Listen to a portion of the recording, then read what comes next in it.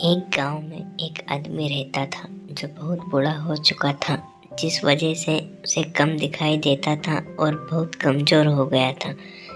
इसलिए अपनी बची कुची ज़िंदगी अपने बेटे के साथ बिता सके, इसलिए शहर में रह रहे उसके बेटे के घर रहने चला गया।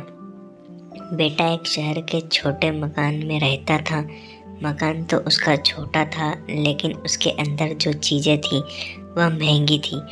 उस मकान में बेटा, उसकी पत्नी और उसका एक 5 साल का बच्चा, यह छोटा सा परिवार साथ मिलकर रहता था। बूढ़े पिता के आने से उनके परिवार का एक सदस्य और बढ़ गया था।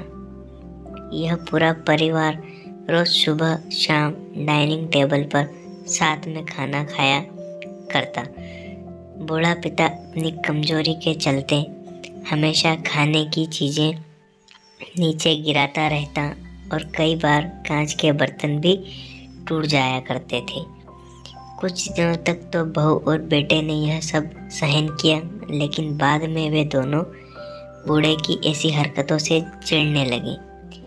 एक दिन बेटे ने कहा कि ऐसा कब तक चलेगा, हमने कुछ करना पड़ेगा। उसकी पत्नी भी इस बात से सहमत हुई।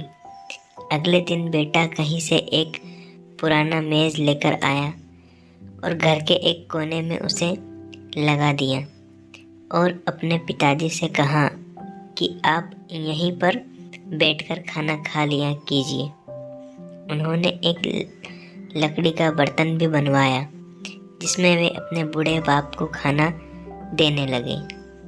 अपने कांच की कीमती बर्तन बचाने के लिए अपने पूरे बूढ़े बाप को लकड़ी का बर्तन देने में उन्हें जरा भी शर्म नहीं आई। अब खाने का समय जब जब होता तो बूढ़ा बाप एक कोने में बैठकर खाता और बाकी का परिवार डाइनिंग टेबल पर खाना खाया करता। डाइनिंग टेबल पर बैठे बैठे दोनों पति पत्नी कभी कभी अपने बूढ़े बाप की तरफ देख लिया करते। बूढ़े बाप की आंखों में उन्हें आंसू भी नजर आते, मगर अनपढ़ जैसे कोई असर नहीं होता। बूढ़े का पोता भी यह नज़ारा हमेशा देखता और वह अपने में ही खोया रहता। एक दिन जब पति पत्नी डाइनिंग टेबल पर बैठकर खाना खा रहे थे, तब उनका बच्चा जमीन पर बैठकर कुछ कर रहा था।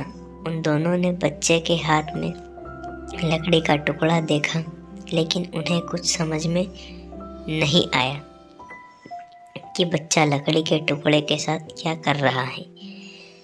जब बच्चे के पिता ने उसे पूछा कि बेटा आओ खाना खा लो, तुम नीचे बैठकर क्या कर रहे हो, तब बच्चे ने भोलेपन से कहा, अरे मम्मी पापा, मैं आप दोनों के लिए लकड़ी का बर्तन बना रहा हूँ ताकि आप लोगों को जब आप बूढ़े हो जाओ तो दिन में खाना खाने दे सकूं। अपने नादान बेटे द्वारा दी गई यह सहज बात दोनों के दिल में तीर की तरह उतर गई। दोनों एक दूसरे का चेहरा निहारने लगे।